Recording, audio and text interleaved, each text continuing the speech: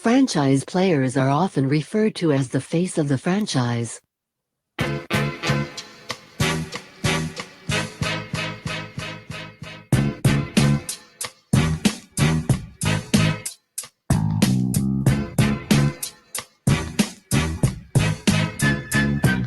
Welcome into a brand new edition of Franchise Players here on your TGI Friday lineup, WWBG 1470 AM, and of course, WTOB 96.7 FM in Winston-Salem every Friday evening at 6 p.m. I'm your host, Desmond Johnson, back with a brand new episode, a loaded episode. David Glenn stops by for the Sports Buffet, which he does with us bi-weekly. We'll touch on a number of topics with him, including the NBA Finals, the college baseball College World Series, and more. And then we have head coach Joe Davidyock from Reynolds, the new head football coach that was hired there. 26 years old, coming on board. He's going to be talking to us a little bit. We like to do here at Franchise Players, we like to do, it's called our Get to Know segment. Whenever a new coach is hired here in college or high school sports, we basically put him in a grinder and ask him random questions that have nothing to do with the sport that he coaches in order for us to get to know him a little bit better. So we'll have Coach Davidyock in here a little bit later on. But first, he is the voice of USA Baseball, Daron Vaught, friend of the program, joining in. I was joking with DG that was almost going to be kind of a partial David Glenn show reunion on Franchise Players. Even though y'all are on the same segment, you're going to be both here together in spirit. What's up, Daron? What's going on, man? Hey, not a lot, Des. Appreciate the invite, as always. To dawn another day, the same airwaves as DG, is a big honor. So I'm happy to do it. So what I wanted to do, and what I like to also do, is not really give my guest a whole lot of prep, because I like it more spontaneous in terms of what we do. It's pretty light here on Franchise Players, but people know that I'm not a huge baseball fan. I kind of come in pockets. And this is the pocket I usually come in around the College World Series. And this year in particular seems like an excellent chance for those that maybe have been watching college baseball from afar to really dive in. There's a record 8 North Carolina colleges in this College World Series. It's starting today. Matter of fact, by the time this is on the air, some of these games will have already been over with. And I told Daron that I'd like to, for those of us that may not have been following closely throughout the season, I'm the type where I kind of want to know who's that guy on that team that I should be kind of keeping an eye on as I'm watching some of these games. And thanks to our good friend David Glenn, who'll be on here next in a little bit. He just wrote an article for chapelboro.com. You guys go check out. It's called College Baseball in North Carolina. Record 8 NCAA bids reflect golden era. And he goes through each one. So what I wanted to do is basically play Here's a Guy with Daron Vaught. And thanks to Chris Collinsworth. Here's a guy. Every time we're going to go through one of these teams, I'm going to ask him, who's the guy on this team that we should keep an eye on, or if that name pops up because he does something special, we shouldn't be surprised because Daron Vaught told us first. So going into this, I guess the first team we should probably start off with is Wake Forest, the number 1 ranked team, number 1 overall seed, 47-10 overall, 22-7 in the ACC. They're the only team that's ever won a College World Series, which was surprising to me. It was almost 70 years ago. It was a 25-team tournament back then. But for Wake Forest, and we've got some local talent on this team too. Daron, let's start off with them, the number 1 overall seed. Who's the guy on Wake Forest that you would keep an eye on if you're a casual fan checking in? Here's a guy. Yeah, this one's tough, actually, because they've got so many guys, Des, right? This is far and away the best team in the country, the most talented team in the country. They've got several big leaguers. Am I restricted to one? Is that the No, you can. Yeah. All right. Okay. What's the, or maybe not the player, but who's the guy or the storyline we should follow with each of these teams as we go through? Yeah, so they've got a draft-eligible starting pitcher. He's now a 2-time ACC Pitcher of the Year, a kid from Albemarle. You'll love his hair. It flows out of his cap. It's part of his personality, part of his brand. His name is Rhett Lauder. I talked to, throughout the season, but especially in Durham at the ACC Baseball Championship, a lot of scouting friends. And the consensus is Rhett Lauder could be a Major League Baseball team's 4th or 5th starting pitcher tomorrow. And he's obviously not going to be drafted until later this summer. He's still got the rest of his college career here and hopefully a long run in the postseason to play out for Wake Forest. So here's a guy in Rhett Lauder. They've also got 2 of the most pro-ready hitters in the country, I think, in their corner infielders. Nick Kurtz is their first baseman. He's not draft eligible until this time next year, but he possibly could even go number 1 overall a year from now. And then Brock Wilken is their third baseman, just a massive slugger of a human. They've got a lot of talent, man. Wake Forest is going to be really, really fun to watch. And Wake, the Winston-Salem Regional, Wake Forest, of course, hosting, they are scheduled to play George Mason tonight at 7 p.m. You can catch that on ESPN+. Let's go a little bit further down. East Carolina, 45-win team, 45-17, 18-6 in the AAC. They're a pretty prominent program when it comes to college baseball, but I just realized that they've never made it to Omaha. Is that correct? Yeah, so it's sort of something that their head coach, Cliff Godwin, is sick and tired of hearing. He would love to change that. I mean, they've got the most NCAA regional appearances in college baseball without a College World Series appearance. So they would love to get through that barrier, win a regional, then a super, and finally get to Omaha. I got to say, I don't love their chances. They got sort of a bad matchup with their draw going to Charlottesville to play a really, really solid top to bottom Virginia team. The guy for them is going to be far and away their best hitter, Jacob Jenkins Cowart. They refer to him as JJC for short. And I say that because this is an exceptional pitching team. They've got great pitching led by their Game 1 weekend starter, Trey Yesavage is his name. He actually has been invited to training camp for Team USA for the collegiate national team already. So he'll be in Cary this summer once they're done playing with the Pirates, of course.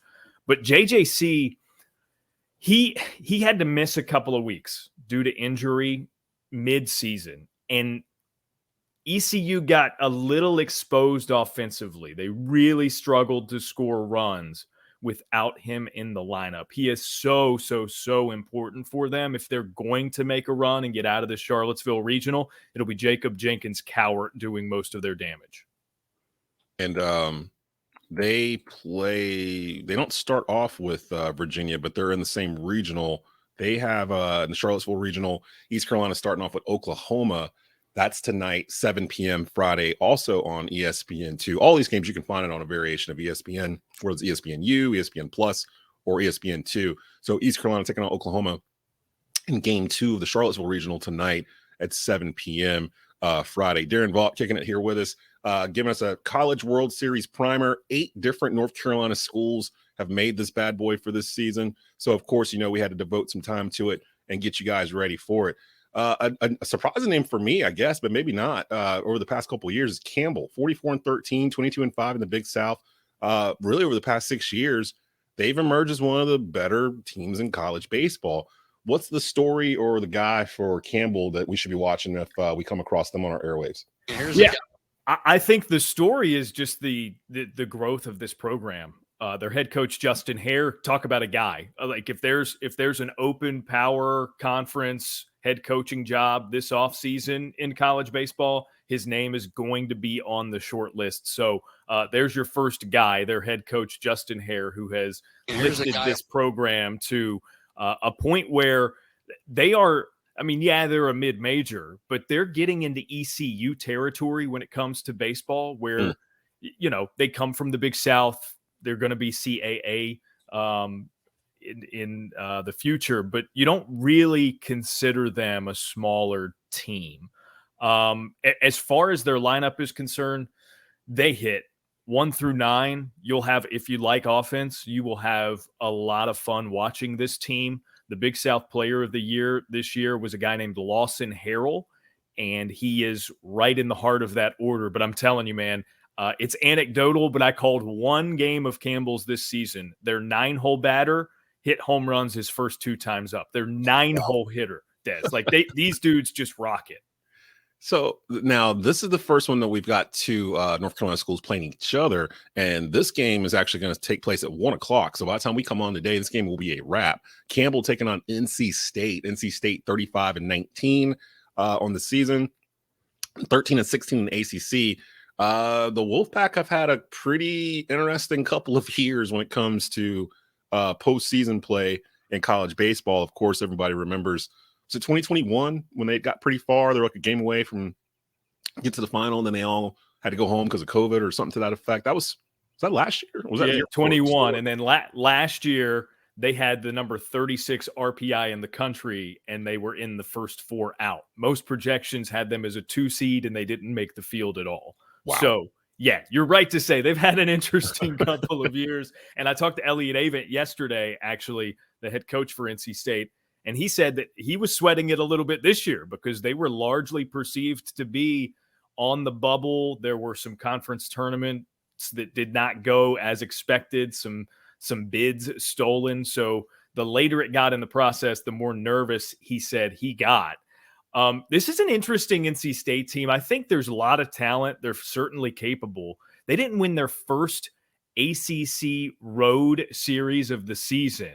So they didn't get, at least 2 of 3 games versus a road opponent in conference play until the penultimate series. So 1 series left in the year. They went to Notre Dame and got 2 out of 3 in South Bend, but that was their only road series victory in the ACC. Again, a very, very tough, stout conference.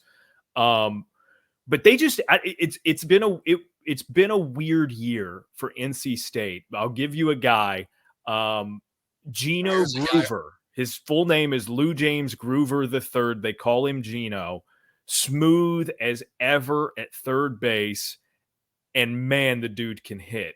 Avent told me at one point in the preseason, this was unprovoked. I did not ask for a player comparison or anything. He said, Gino really reminds me of Edgar Martinez. Remember him for the Seattle Mariners? He started his career as a third baseman, eventually moved to designated hitter.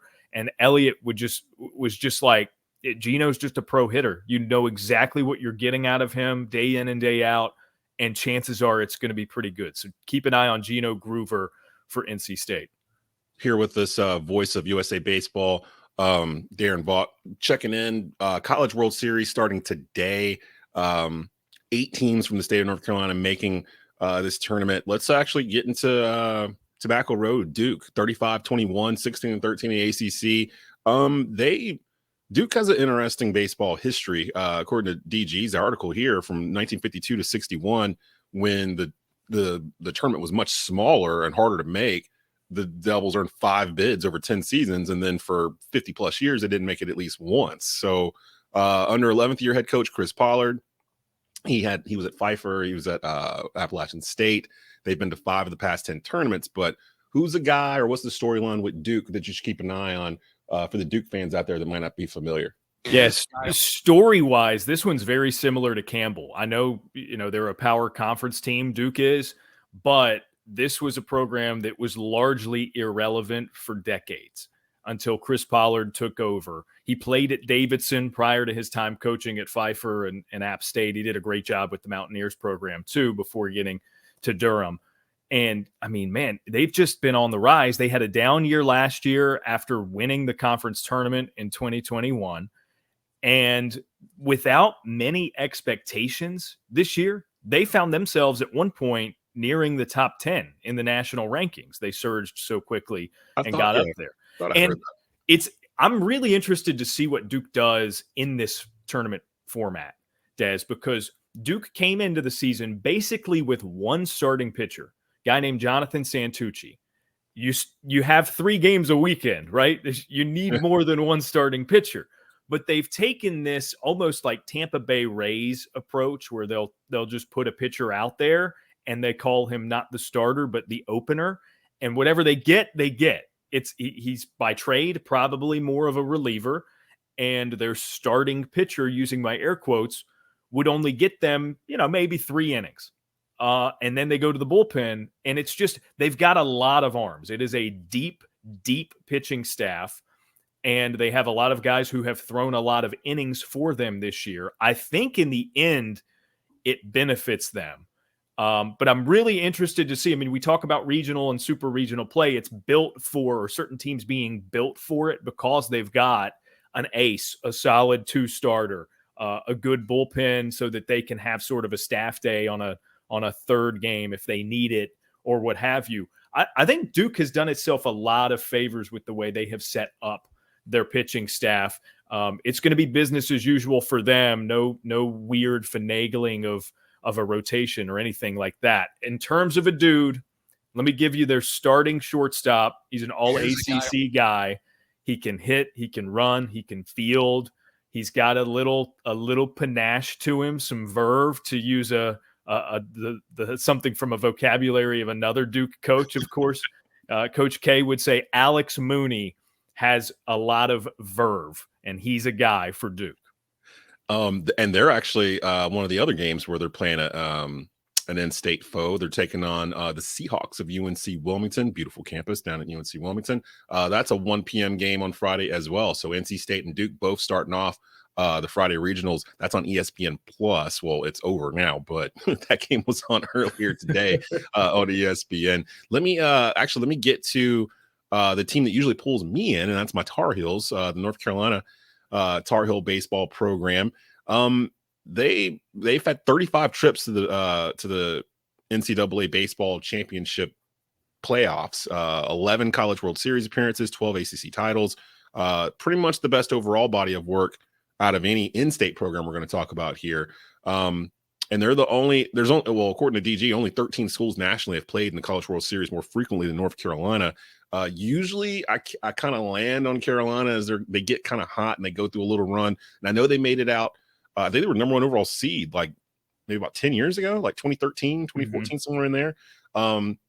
Give me a guy or someone in North Carolina that we should be keeping an eye on. I feel like there was a dude's name that kept popping up on my Twitter for Carolina all the time because I follow all their sporting handles. But yeah, well, he probably won't be the guy for the regionals. I'm imagining that name was Vance Honeycutt. He was the preseason ACC Player of the Year.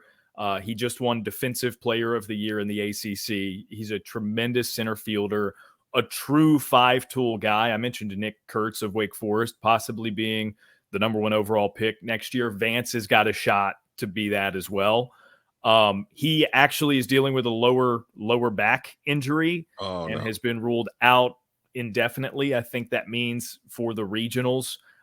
It's a pretty big hit for North Carolina, but even without him, they have easily the best lineup in that regional. Indiana State and Iowa are really good pitching teams, so it'll be a nice clash of strength versus strength. In Vance's absence, I mean, they just have – this is another really good lineup, top to bottom, and they have maybe the best 1-2 punch when Vance is healthy of anybody in the country and near the top of their order. Mac Horvath is that guy. Last year – when he was freshman of the year in the ACC, Vance Honeycutt was a 20-20 guy, as in 20 home runs, 20 stolen bases. First guy in North Carolina history ever to do that in a single season, okay? He had 25 and 29, I believe, were his final counts. Mac Horvath is another 20-20 guy. Just a season later, he has reached those marks for the second time in North Carolina Tar Heels history.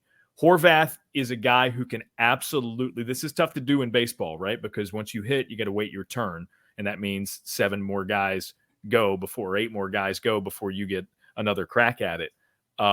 Mac can take over games, and in a way that is uncommon in baseball. He has a knack for driving in runs, coming up with guys on base. That's a credit to those around him in the lineup. And making big differences with his few opportunities. So Mac Horvath is for sure a guy for North Carolina.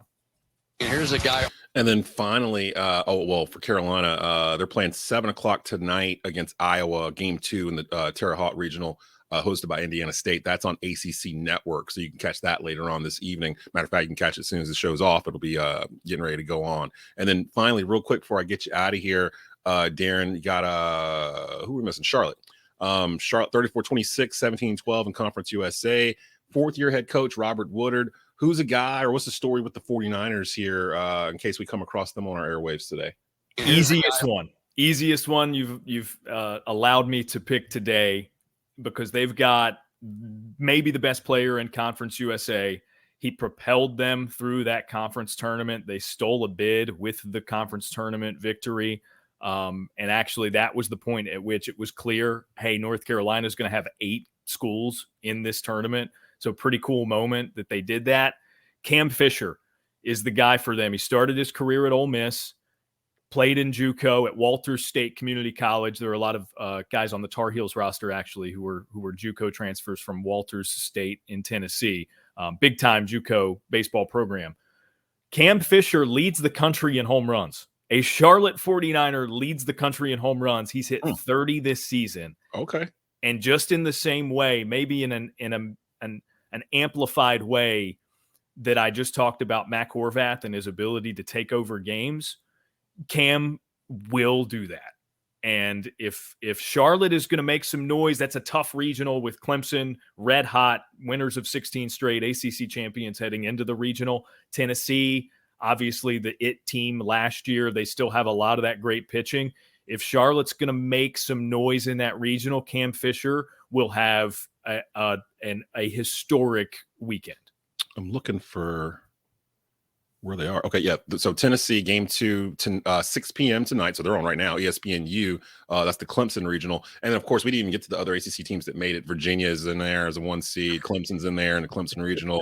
I mean, like, there's just a lot to dig into. Miami hosting eight ACC teams, right? Yeah. So there's a lot going on. I tell my friends all the time because they're like, "Oh, you hate baseball." I'm like, "No, as a kid, I loved it. I prefer going there live. I love watching live baseball." So especially the tail end of Tobacco Road's broadcast schedule where we're doing all the high school baseball games and softball, you kind of get back into it because you're out there, you can smell it. You know, it's a totally different vibe than when you're having to watch it on TV. But I love this time of the year because it's kids playing. It's still as pure as it can be in college athletics. Yeah, it's changed. Don't get me wrong. There's the transfer portal, there's NIL. Yeah. It has changed, but for the most part, you get to this point in the year, dudes are just trying to win. Yeah, we love that. So we're gonna take a quick break. When we come back, this David Glenn Show reunion will continue. DG will join me for our bi-weekly sports buffet. We'll get his opinion on Game 1 of the NBA Finals. And what does Elliot Cadu, his reclassification coming to Carolina this year? What does that mean for the Tar Heels in terms of their chances to win the ACC? You're listening to Franchise Players here on TobaccoRoadSportsRadio.com and WWBG 1470 AM, WTOB 96.7 FM. Back in a bit.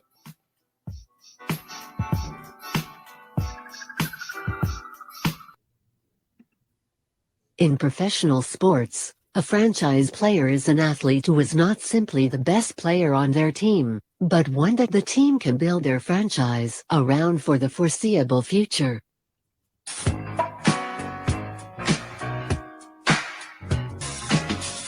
Welcome back to a brand new edition of Franchise Players here on a beautiful Friday, June the 2nd, 2023. The sun is out finally. I think this time last week we were in a deluge of rain, like 3 days worth of rain or so that we had last weekend while we were off, but we are back in business. Desmond Johnson, I am your host. Just listen to Daron Vaught kind of give us a breakdown on the guys to watch in the College World Series. Our guy, David Glenn, comes in every other week to do Sports Buffet, now joining us here for the Sports Buffet. DG, what's happening, brother? How you doing? I'm doing great, Des. And you know the name Daron Vaught always warms my heart, so it's great to be on the same show that he's on. He's busy. He's telling me he's got to go to Burlington to do the 3A and the 4A high school baseball championships. No Triad teams made it this year, so Tobacco Road won't be out there. We were relaying tales of being on the roof of Burlington Athletic Park because they have like it's like they took a boxcar and just like welded it to the top of the thing. And me and Ryan Stone 2 years ago, Reagan was in the final against Fuquay Varina in the 4A final. So we were out there since the Triad team. And they didn't even have us in the boxcar. We were on the little platform beside it. And inevitably a lightning storm came and you're standing on top of a metal structure with like this clubhouse ladder that you have to climb down with like 60 pounds of equipment. So it's an interesting situation out there, but he's staying very, very busy, as I know you are as well.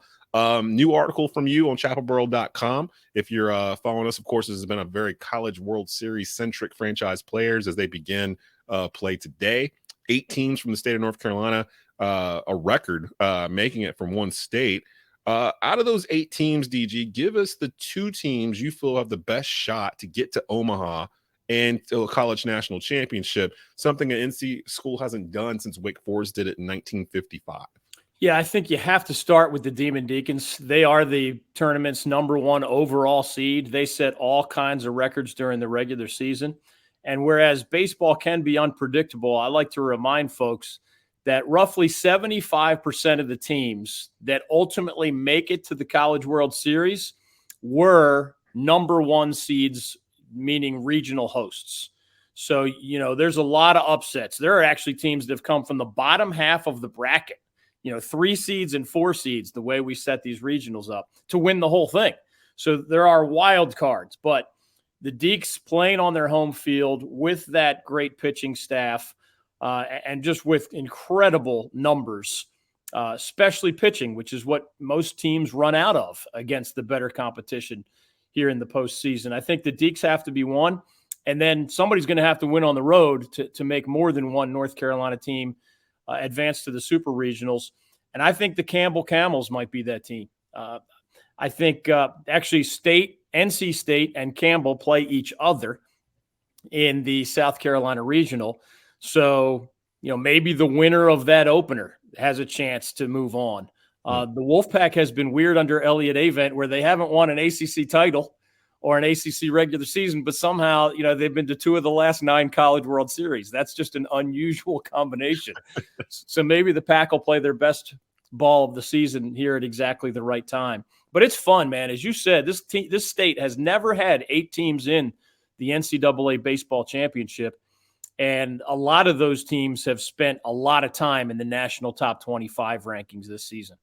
Yeah, I was surprised when I was talking to Darren. I was kind of going through it. Teams like ECU, Campbell, like these are 40-game winning teams, that are in this. And I love how baseball is set up where it's not like in college basketball where it feels like there's tiers of like where your program is in terms of like competitiveness and that kind of thing. With baseball, feels more spread out, where you can have a 1 seed like Wake Forest. Legit, if they ran across a team like Campbell, that could be a problem, that kind of thing. So it's interesting for me, and I grew up as a kid with it. My cousin actually played for Clemson in the late 80s when they had a pretty good baseball program there, and they do now. And he got drafted by the Dodgers, ended up playing in Japan for a few years, and he lives up in Syracuse now. But it's like late 80s when he played. So we would go down to Clemson. And that was my first real trip to Clemson, South Carolina. If you've never been, I don't know if it's still the same now, but back then you knew when you got to there's nothing there. It's literally just Clemson, like the university. And as soon as you get there, it's like there was like paw prints in the road. Oh yeah, paw prints on the highway. That was the main thing I remembered as a kid, like 8, 9 years old. Once you got to Clemson, it just turned to paw prints instead of the yellow lines. At beautiful facilities, beautiful campus. Clemson was host. I think it might have been them hosting a regional, and me and my family went down there to go watch it. So I got into it from there and continued to kind of be a fringe fan, I guess you can say, but I pop in and out in the hot spots. And usually College World Series is when I really start paying attention to college baseball. Being a Carolina fan, they've had some success over the past decade getting in and out of there. Go check out DG's column at chapelworld.com. It's called College Baseball in North Carolina, a Golden Era. Should be able to easily find it in the sports section there. It'll get you prepped for all 8 of these teams that are going to be competing in the College World Series starting today. Matter of fact, they've already started by the time this comes on the air. State and a couple others will have already started at 1 o'clock. I think Duke starts at 1 o'clock too. So let me hit the NBA Finals real quick. Watched this game last night. Denver Nuggets taking a 1-0 lead, 104-93 over the Miami Heat. As I was watching it, it felt like Denver was picking on just like a smaller team. There was actually a number of times where Aaron Gordon just bullied himself into the paint and just scored easily, like he was scoring over a second-grade kid. How does Miami stop Nikola Jokic? Because I'm sitting there trying to figure this out. And Bam Adebayo is not a bad player. He's actually really good. But it feels like they need like 2 of him to like guard Jokic because he affects the game so many ways. And I feel like I'm late to this Jokic train because, he's a 2-time MVP. We never really get a chance to watch him out here on the East Coast because their games are so late. Is there a way to stop Jokic with this Miami team the way it's constructed, or can they stop him? I don't think they can. And that's the starting point for breaking down the NBA championship series. Nobody has been able to stop Jokic. And remember, this is his 8th year in the NBA. And all 8 of those years have been with Mike Malone as the head coach of the Nuggets. When's the last time you saw the star coach combo that are together for almost a decade? Yeah. And I think it's going to pay off for the Nuggets. Remember, this is one of the rare franchises, Des, in any of the sports that we follow that has never been to the top of the mountain. I mean, the Denver Nuggets, I think, are older than I am. and I'm in my 50s, right? And they've never won, even if you count the old ABA, which they were in for a while. They've never won the ABA or NBA title. And it's funny because around here, UNC fans know Larry Brown, for example, and Doug Moe and George Karl, and those guys all have coached the Nuggets. And George Karl is out there saying, yeah, win it for 50-some years worth of players and coaches. but to answer your question, as much as I respect Jimmy Butler, and Bam is a North Carolina kid, so he's a guy that I got to see way back in high school. I don't think the Heat have enough overall to deal with Jokic and Jamal Gordon and the rest of that cast. I mean, Michael Porter Jr. is an excellent offensive player. Yeah. So I don't think there is in Eric Spoelstra's bag of tricks a stop Jokic tool. And credit to the Heat, by the way. As you know, like 90% of NBA champions are 1 seeds and 2 seeds. Unlike college baseball, unlike hockey and other things we follow, you don't see a lot of Cinderella stories. Never in the happens. NBA, man. Yeah, It's the 1 seed, it's the 2 seed, occasionally it's the 3 seed. Miami's an 8 seed. It's amazing. It's amazing the NBA title. Yeah. That in itself is amazing, but I think the party is about to end for the Heat, and it's going to be hats off for the Nuggets. So they've played a 1 seed, a 2 seed, I can't remember, I think a 4, and now 1 again in Denver. And many people believe Denver's probably the best team in the league. And there's something to be said. I'm glad you touched on this. There's something to be said about being patient and sticking with the head coach and sticking with a player you think is going to grow. This is for all the Charlotte Hornet fans out there. They're calling for Steve Clifford's head and LaMelo's going to be gone next year and all this stuff. There's something to be said about keeping your core together as they're young and letting them grow. I think over the past 10 years, a lot of NBA fans have shifted their views to these microwave, quickly made, superstar heavy at the top type teams, the LeBron type teams. So if it's not like that, it's weird. But if you look at the teams that have won the past 3 years, last year, Golden State, their core drafted there. The year before that, Milwaukee, same kind of situation with Giannis and Coach Budenholzer, who's actually not employed there anymore. But same situation kind of going on in Denver. If Jokic wins a title and a finals MVP, does he catapult into top 20 all-time combo with his overall resume? I think he might. And you know, to your point, I think winning an NBA title still starts, as simple as this sounds, with getting one of the best players in the NBA. Need a top 10 guy. Ideally, you have the big 3 that the Miami Heat made famous with LeBron and Chris Bosh, et cetera, Dwayne Wade. Yeah. And there have been other great big 3s, but you better have the big 1 just to be in the conversation. And Jokic has developed into one of the best players in the NBA. His body of work is starting to catapult him into those all-time historic lists. But whether it was, you know, the Cleveland Cavaliers winning with LeBron as the head, and he didn't always have enough support, or whether you go back to my childhood where it was, you know, Kareem Abdul-Jabbar and Magic Johnson and other great players. You just have to have one of the very best. The sort of win by committee where you have 5 really good NBA players. I know there are some examples of that, but it starts with your best player. It continues with your next couple of players. Obviously, you need to, against better competition, you better have some good coaching to go with it. But, you know, the Nuggets will not be an anomaly in the sense that, as you said, they have a multi-time MVP leading the way. It actually felt weird that they hadn't gotten to this point. And if anything, it was kind of taken away from Jokic's wins as MVP, that they hadn't even made it to the Western Conference Finals as he was winning them. And then the year when he doesn't win MVP is when they actually get through. And coincidentally, they're healthy. You know, Jamal Murray's back after tearing his ACL. Michael Porter Jr. had back issues. They were never all on the court at the same time the past 3 years. This is the first year where they've all been there. And it feels like it's all coming together. So we'll see if Miami can hold on. Game 2 is Sunday night at 8 o'clock. From Denver. Hornets. Since last time we talked, the Charlotte Hornets have landed the number 2 overall pick in the NBA draft here later on in June. Legally speaking, I wanted to ask this question to you because I know you being a lawyer and everything. I'm hearing some stuff about Brandon Miller that's really making me have like a lot of red flags pop up here, which makes me feel like that's why the Hornets are going to pick him. Why? What is it about this situation as you're watching this Brandon Miller situation? For those who don't know, he was involved in a a murder, basically. Yeah. He brought the weapon to the scene or something like that. It was in his car. You can find all this stuff on Google. It's been out there all year. He played at Alabama underneath it the entire season. And Alabama kind of crumbled at the end of the year, I think, under the weight of all that going on. Do you bring that to Charlotte and pair it with a young guy like LaMelo Ball when you already got a Miles Bridges situation where it looks like they're going to bring him back? Or do you go to Scoot Henderson, who many people feel like is the second best prospect in this draft to begin with? Do you go to Scoot because of the issues with Brandon Miller, or do you try to work through the issues with Brandon Miller because he's such a good talent? Well, you and I could summarize 40 or however many years the Charlotte Hornets have been alive, counting their time as the Bobcats, with a couple of quick statements. And that is, when you have one of the very highest picks in the NBA draft, you better get it right. Yep. And the only time in 4+ decades that or roughly 4 decades, I'll say, where the Charlotte Hornets mattered in the state of North Carolina landscape, the way the Panthers matter, even if they're good or bad in the NFL.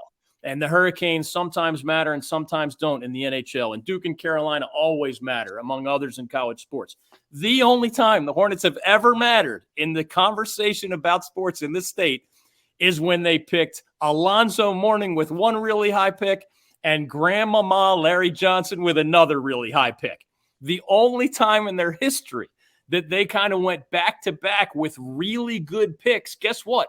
That's the only time in their history that they ended up competitive in A, making the playoffs, but B, winning at least a little in the playoffs. Boy. Now, no NBA titles, obviously, no long runs in the postseason, but they were a heck of a lot more interesting then.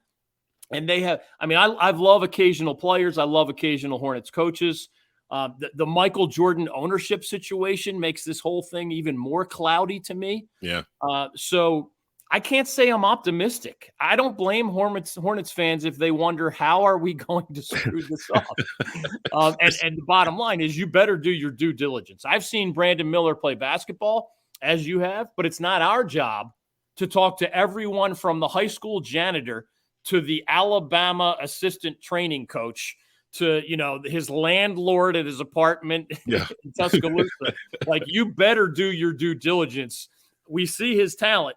But there are other talented guys. And if he's an accident waiting to happen, you must know that and move on. I'm so glad you brought up that point, because I was actually thinking this yesterday when I was writing this out, because it's very rare for a team to get top 4 picks within like a 2-3 year range. And if you get that, you can set your whole franchise up, if you nail it, for a decade's worth of good stuff. And man, you want to talk about an area that is starved for a good Hornets franchise? It's this area. I remember as a kid, I'm wearing the shirt right now. As a kid, the Hornets radio network, the Hornets television network that was over the air, that you could watch all 82 games. That was a large part of why they were so popular too. We all had access to them. But you're right. Drafting Larry Johnson, then getting Alonzo Mourning, that core with Muggsy and Kendall Gill and Del Curry, they had a stranglehold on the state. Like, you couldn't go anywhere without seeing a Hugo shirt. It was great. Starter jackets and everything. Everybody loved the Hornets. They had the record for most sellouts in North America or whatever, like for the longest time. This is an era with like the 90s Bulls and all this other stuff. Hornets were cool, like nationally. Like, they were a cool brand. And we haven't had that since then. So I'm curious. I'm leaning towards Scoot, because I think him and LaMelo would be a great pick and roll type of combo. Somebody that can slash and kick out. I didn't realize LaMelo shoots over 40% from 3 when he can just catch and shoot. So he needs a guy that can get in there and kick it out to him. If you do that, though, LaMelo and Scoot would be the main 2, and maybe Mark Williams, that are just you work with those 3. Anybody else with them, okay, we'll figure it out. But now's the time to build around this group. So, hey, and look at it this way, Des. We're in the year 2023. The Denver Nuggets chose Jokic almost a decade ago. Yeah, like 2013, 2014. And by the way, Jamal Murray was also a Nuggets draft pick of however many 6 to 8 years ago, right? Yeah. So it's taken a while. As you said, patience can be a virtue. But those are 2 wise picks, because Jokic, remember, at least Murray was a lottery pick. Everybody knew how good he was. Jokic was a second-round draft pick, if I remember correctly. Yeah. I mean, that's got to be one of the greatest picks in the history of the NBA, because the overwhelming majority of their very best players were not only first-round picks, they were lottery picks. Hornets need to do more of that stuff. which, again, they've done some of in the past, and they were rewarded for it. I agree. I lived through that era you described as well. It was fun to be a Hornets fan for a while. It has not been fun to be a Hornets fan for quite a while now. I'm curious if Jordan's still going to sell the team, because all that smoke about him selling the team, it kind of went away once they got this number 2 pick, and I haven't heard anything about him selling the team really now. So I'm wondering if maybe he had a change of heart. Knowing Jordan, it's probably in his head, he's thinking, no, I'm not going to sell yet, because if I sell now and this second pick actually pans out and the Hornets are great 2 years from now, they're going to blame me. They're going to blame me for everything that happened before I sold the team. If I stay with it and let it go, I'll get the flowers that I want. That sounds like something Jordan would probably do. Somebody's going to be whispering that in his ear, right? I mean, let's face it, and I am the biggest defender of Michael Jordan's resume as an on-the-court basketball player. I will defend MJ, what he did at Carolina, what he did in the NBA, to the ends of the earth. I think he's one of the greatest athletes in any sport in the history of the world. I mean, that's a big statement, but I think you can back it up. He's at least on the short list, if not number one. You can't really defend his track record as an owner. To me, it's been embarrassingly bad. Yeah. And I don't enjoy saying that. But the reality is, if you're Michael Jordan and you carry as much swagger and cachet as anybody in the history of the NBA, I know it's not that simple to just be your best personality, but I think there are franchises that do little things in free agency that when 4 teams are offering the same thing, which can happen in the salary cap era money-wise, right? Well, something helps those guys looking at 5 different offers of similar mega millions. Something makes them pick team A over B, C, D, or E. Mm-hmm. I don't think Michael has ever done a good job, whether it's because of his personality and aura or facilities or roll out the red carpet for the lifestyle in Charlotte, North Carolina, or the great state of North Carolina, whatever. I think he and his team have failed to differentiate the Hornets in those important ways. And because you're Michael Jordan, you're not doing your job. Yeah. If you don't, to some degree, cash in on something that others wish they could cash in on. You're Michael freaking Jordan. Come on. I don't get it. I Make don't that matter in a basketball way more than we see you out there playing golf with a cigar in your mouth. I've always wondered why he hasn't used a Jordan brand to attract players here. Like, it seems like the easiest thing to do. It's not illegal. You can do it. I mean, it's not like you can't be like, hey, come here, sign with us. We'll also get you a Jordan shoe, this and that. Like, use it to your advantage. But doesn't seem like that really happened. So I don't know. We'll see. We're up against it. I didn't get a chance to ask you about the Elliot Cadeau reclassification, about Reese Beekman coming back to Virginia. We'll do that. Both of us are going on vacation. We both deserve it. Yeah. We'll be back in a couple of weeks. When we come back in a couple of weeks, we'll hit up all that, because at that point, we'll basically come to the dead period of sports, really. Duke and Carolina are going to be really good again. That's the short answer. Yeah, that's all you need to know. Duke Carolina's going to be Duke Carolina again. DG, follow him on Twitter at David Glenn Show, and follow his work at chapelboro.com. Always a pleasure to see you, brother. I know you said you're going to be traveling over the next couple of weeks. Enjoy your vacation, and I'll talk to you in a couple of weeks. Thank you, Des. Always fun to be with you. Keep up the great work. Coming up, brand new RJ Reynolds football head coach, 26-year-old Joe Davidyock joins the show for the first time. We'll play Get to Know Joe here in just a bit. You're listening to Franchise Players here on TobaccoRoadSportsRadio.com.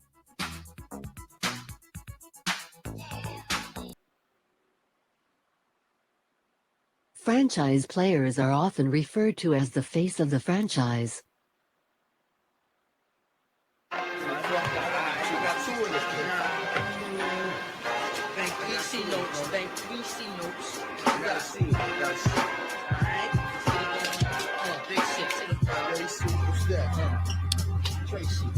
Welcome back to Franchise Players here on TobaccoRoadSportsRadio.com. YouTube.com/@TobaccoRoadSportsRadio is where you can catch the video of this every single Friday during our TGI Friday lineup. Over on WWBG 1470 AM from 3 p.m. to 6 p.m., you can catch shows such as The Pit Stop with Randy Pettit, longtime track announcer here in the Triad, Out of Pocket with Michael Davis, our brand new live show that comes out at 4 o'clock every Friday afternoon, and much, much more. So definitely check that out every Friday. Sports talk produced in the Triad for the Triad every Friday here on WWBG 1470 AM. got the brand new RJ Reynolds head football coach on with us. And I know I just asked you, Coach, I need you to pronounce your last name for the whole tribe one more time because I want to make sure I get it right going forward. How do we pronounce your last name? Davidyock. Davidyock. Head coach Joe Davidyock here joining us here. Yep. Brand new. And you guys know how we do on Franchise Players. Coach Davidyock, what we do here whenever there's a new coach that comes into the Triad, high school or college, we play a little game called Get to Know, where basically I'm going to throw some questions at you that may or may not have anything to do with high school football in the area. So it's basically just designed for us to get to know you better. If you're ready to rock and roll, we'll go ahead and get started. Let's get it. So favorite meal, because I know you've come from different schools here in the area, Southeast Guilford, more recently Mallard Creek, who fans up here would be pretty familiar with. They've had some clashes with some Triad teams here over the past 15 years or so. What's your favorite meal after a long Friday night game and victory? What's your favorite victory meal? Oof. Get me some wings and fries and we'll be rolling. Yes. I love me a good buffalo wing and some fries. So a follow-up question, because I was asking this to all the Greensboro Swarm players in our series earlier this year. It was actually the first question I would lead off with. Are you team flats or team drums? Oh, man. I think I like them both. I don't pick either or. I guess I'm a flat. If I got to pick, I'm a flat guy. Okay. Now, I've noticed the team flats, they're different. They act differently. Like they get offended. Like if you say you like drums, like they'll go into like how there's more meat on the flats and all this other stuff. Team drums, they just don't like having to pull things apart. Like I'm team drums. You know what I mean? Like I just want to eat my drums and be good with. They're easier to dip. But I can eat both. I'm the same way as you, but I'd probably lean towards team drums on that one. Coach, who was your favorite athlete as a kid? I'm a Mets fan, and I always enjoyed watching David Wright, playing baseball for the Mets when I was younger. He was the captain and, a guy that kind of did it right. I just kind of looked to him all the time. Football wise, I think I was always just a big Eli Manning fan. I'm a Giants fan. So Eli Manning was a guy I watched for a long time. He was he was my quarterback. So I would say those two for sure were the two that I liked to watch when I was a kid. Now, Coach, you've arrived in Winston-Salem now, you and your wife. I read a little bit about you. You met her in Greensboro. You've been in this area. You coached over at Southeast Guilford for a little bit, if I'm not mistaken. You went to school at UNCG. We're both proud alumni there. And then you just finished over at Mallard Creek as an assistant over the past couple of years with them and to rise to this new role at RJ Reynolds. Now that you're in Winston-Salem, what's your favorite restaurant in Winston-Salem so far? Oh, man. We get the hard ones. I am a huge I love me some Hero House. I could eat Hero House every day. That's a good one. Yeah, I don't know. It's a great sandwich, and if they want to be a sponsor, let us know. Nice. Because I love it. Nice. I'm late to Hero House because I've always seen it driving by on Stratford. I'm assuming you're talking about the one on Stratford, and I always see it all the time. Yep. And just randomly, I think it was last summer or summer before, I usually do a lot of DoorDash in the summertime when everything slows down, and then it picks back up again for me in August. And I think I just stopped in there for an order or something, and just the smell in there. I was like, oh, what have I been? Because I love subs. Like, what am I doing? So I started getting subs from over there, and I'm in Kernersville, so it's a little bit of a drive to get out there. But I will drive someplace if it's worth it to me. My wife hates it, but I will drive once a month to Lexington to get Godfather's Pizza, like from Kernersville. Hey, it is what it is. You like it. I do what I do. So. Give me your biggest surprise upon arriving at RJ Reynolds, because I know you were familiar with them, but what was the biggest surprise for you once you arrived and were installed as head coach? When you learn about the school and the history behind it on your own, you don't really get a true appreciation for how much history is here. And then when you get here, it's like it hits you. And I was really impressed with how much, information and different people have come through this school and the connections it has to the city. I was really, really impressed with that. I would say that was probably my biggest surprise, because when you learn about something on your own, you're kind of just researching. You don't get everything. And when you start to meet the people that have been here for years, they have all the ins and outs and the deep stories that people don't really talk about. and that was pretty cool to learn about as I've been here. There's a lot of history in Forsyth County, Winston-Salem, with these high schools, especially the older ones like Reynolds that have been around for a while. They've got a very rich history in terms of conference championships and playing in states and things of that sort. So for me, being a high school football nerd in the area, I love the fact that they're basically hitting a reset with Reynolds and going from there. It's a lot of exciting stuff going over there. They're building a new stadium, right? Yeah. They're in the works of doing that, and the community has really rallied around each other to try to make this thing happen. I think it's something that the community knows is really important for us to have, and they're doing everything that they can to make this thing, become a true reality for us. I know Reynolds fans can't wait to have their own stadium right there in their campus instead of going to Deaton Thompson for home games and sharing it with Parkland. That's kind of running its course. So I know they can't wait for that to happen. On the line with us right now, RJ Reynolds, new RJR head football coach, Joe Davidyock. Did I pronounce it right? Davidyock, yeah. Okay. Now, give me your pregame music, Coach. What kind of music gets you hyped as a coach? Man, for a game. I have to say, I like it all. So I'll go. You'll hear me, listen to a little Jeezy. You might hear me listen to a little 50 Cent, DMX, and then all of a sudden I'm listening to AC/DC. I'm all over the place. I like a little country, So I'm all over the place. Whatever the kids like, as long as it's got a good beat and I can, I feel it, then I'm good. I was gonna say the kids are gonna love you over at Reynolds because, like, if you're adaptive like that, where it's like you don't have to control the Bluetooth on that speaker in the locker room. It's good. I will say it's a little different for me. Like I said, I graduated in '96, so I'm '90s hip hop out. Like the stuff that's out today, I just can't get in it because I'm used to like. Sometimes it's hard. Understand? It's hard. It's hard for me. It's okay. I'm 45, so I've accepted that I'm getting towards middle age here, and some of this music's not for me. So like I've gotten to that point. There's a couple songs the kids like put on in the weight room. I'm like, all right, I can get to this. All right. And then all of a sudden I'm on Spotify looking for it. I'm like, this is a really good song. I can get hyped to this one. One of the joints you listen to in the car by yourself, like on the way to practice. They're like, gosh, coach has got a lot of energy today. What's going on with him? Yeah. Now, I wanted to ask you this one to get you out of here. You're coming into the Central Piedmont Conference. Affectionately up here, we call it what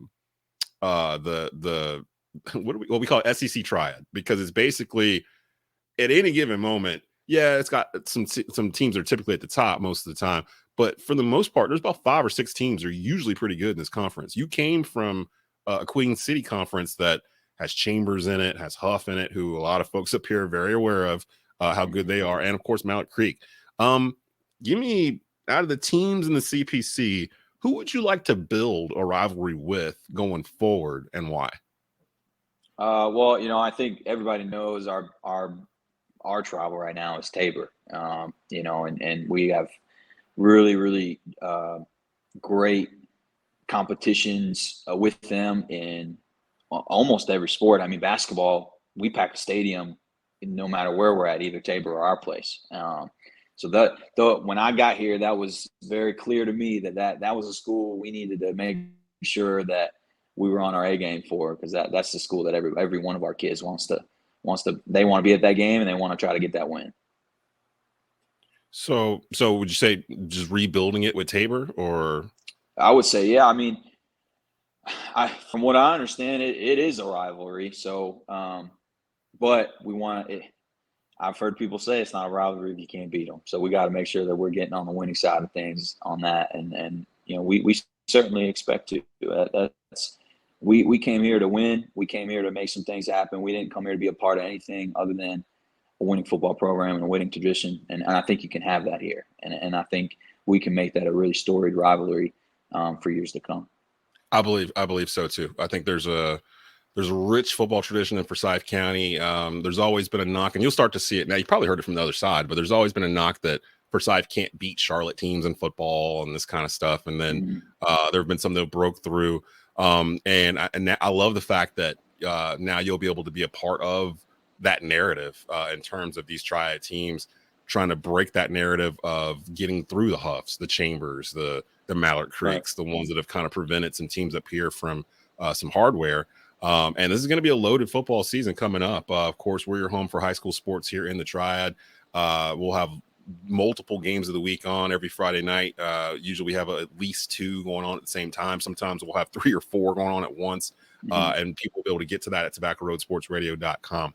We'll definitely bring you back on to give us more of a preview as we start doing our high school previews, probably late July, early August. We usually do like a schedule release as well. It's a big live show. So we'll maybe plan something, have some coaches drop by for that episode as well. But pleasure meeting you, and definitely we'll be in touch with you soon as we barrel out of 2023 and get ready for the next football season in 8 weeks? It's coming around here soon. So well, I appreciate your time and thank you for having me.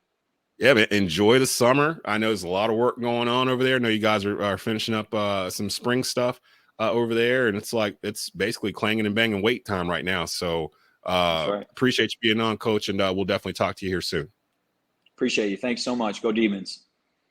There he goes. He's the head coach of the RJ Reynolds head football coach, Joe Davidyock, on with us. That's it for us on Franchise Players. You'll be able to listen to this across multiple formats and platforms. Please rate and subscribe over at youtube.com/@Tobacco Road Sports Radio.